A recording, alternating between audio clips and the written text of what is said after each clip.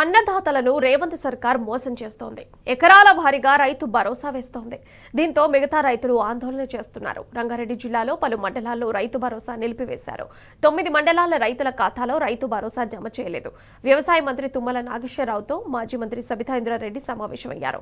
వెంటనే రైతుల ఖాతాల్లో రైతు భరోసా వేయాలని డిమాండ్ చేశారు. ఇక సబితా ఇంద్రారెడ్డి వెంట మాజీ ఎమ్మెల్యే మంచిరెడ్డి కిషన్ రెడ్డి రైతులు ఉన్నారు.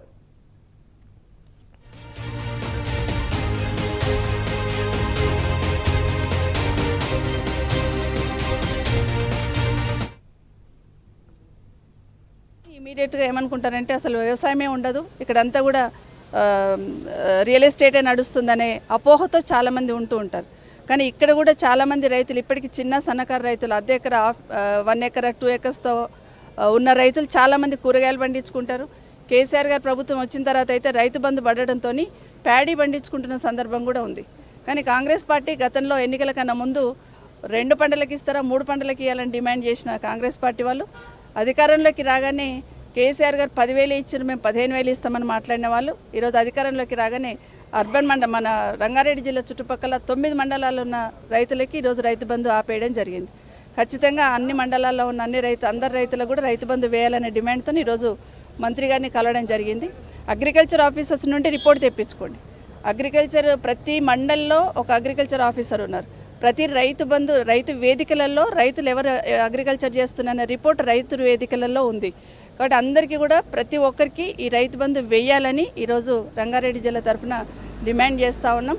ఎందుకంటే ప్రతి ఒక్క రిపోర్ట్ ఈరోజు అనుకుంటే ఓపెన్ చేస్తే ప్రతి ఒక్క రిపోర్ట్ ఉంటుంది. ఏ ఊర్లో ఎంతమంది రైతులు అగ్రికల్చర్ వ్యవసాయం చేసుకుంటుండ్రు అనేది రిపోర్ట్ ఉంటుంది. అర్బన్ అనగానే ఇప్పుడు ఉదాహరణకి తుక్కు కూడా ఉంది. మున్సిపాలిటీ అయినా కూడా ఇప్పటికీ అక్కడ రావిరాల తుక్కుగూడ అక్కడంతా కూడా అగ్రికల్చర్ వ్యవసాయం చేసుకుంటూ ఉంటారు. రాజేంద్ర నగర్ అనగానే మొత్తం అపార్ట్మెంట్లు వచ్చినాయి అని అనుకుంటూ ఉంటాం.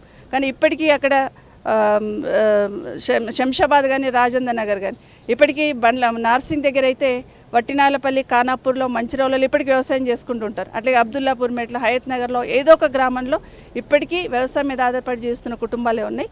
బట్ వాళ్ళందరికీ కూడా రైతు బంధు వేయాలని, రైతు భరోసా వేయాలని. ఎందుకంటే మీరు ఇస్తున్న 12,000 15,000 ఆ 12,000 ఇప్పుడు రైతులకి వాళ్ళ అకౌంట్లలో వేయాలని, లేని పక్షంలో మా అధ్యక్షులు చెప్పినట్టు పెద్ద ఎత్తున ఉద్యమం తీసుకొని వచ్చి ప్రభుత్వానికి నిజమైన రైతులు ఎవరైనా చూపించే ప్రయత్నం చేస్తాం. కాంగ్రెస్ ప్రభుత్వం రైతు బంధు విషయంలో అంచెలంచెలుగా ఇస్తామని చెప్పేసి 3వ విడత రంగారెడ్డి జిల్లాకు సంబంధించినటువంటి ఓఆర్ఆర్ పక్కపంటి ఉన్నటువంటి 8-9 మండలాలకు రైతు బంధు వేయడం లేదు. ఎందుకనంటే రంగారెడ్డి జిల్లా వ్యవసాయానికి నోచుకోలేదు కాబట్టి, వేయరు కాబట్టి, వ్యవసాయం చేయరు కాబట్టి ఇయ్యమని చెప్పేసి ఏదో ప్రభుత్వంలో నిర్ణయం తీసుకున్నారని చెప్పేసి చెప్పడం జరుగుతూ ఉంది. అందుకనే రైతు బంధు వేయాలని చెప్పేసి ఈరోజు అగ్రికల్చర్ మంత్రి తుమ్మల నాగేశ్వరరావు గారి దగ్గరికి రావడం జరిగింది.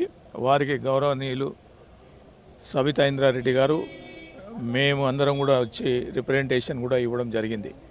వారు కూడా సానుకూలంగా స్పందించి చెప్పడం జరిగింది.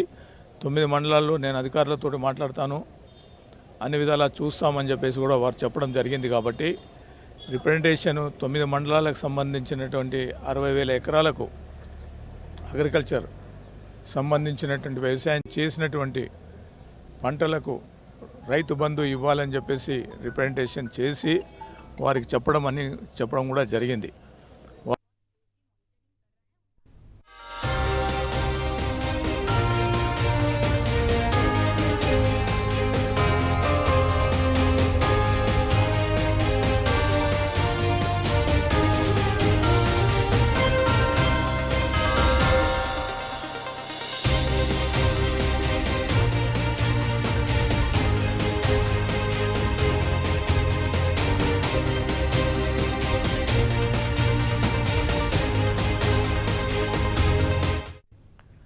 అన్నదాతలను రేవంత్ సర్కార్ మోసం చేస్తోంది. ఎకరాల వారీగా రైతు భరోసా వేస్తోంది. దీంతో మిగతా రైతులు ఆందోళన చెందుతున్నారు.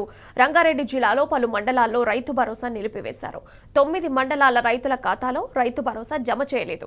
వ్యవసాయ మంత్రి తుమ్మల నాగేశ్వరరావుతో మాజీ మంత్రి సబితా ఇంద్రారెడ్డి సమావేశమయ్యారు. వెంటనే రైతుల ఖాతాల్లో రైతు భరోసా వేయాలని డిమాండ్ చేశారు. ఇక సబితా ఇంద్రారెడ్డి వెంట మాజీ ఎమ్మెల్యే మంచిరెడ్డి కిషన్ రెడ్డి రైతులున్నారు.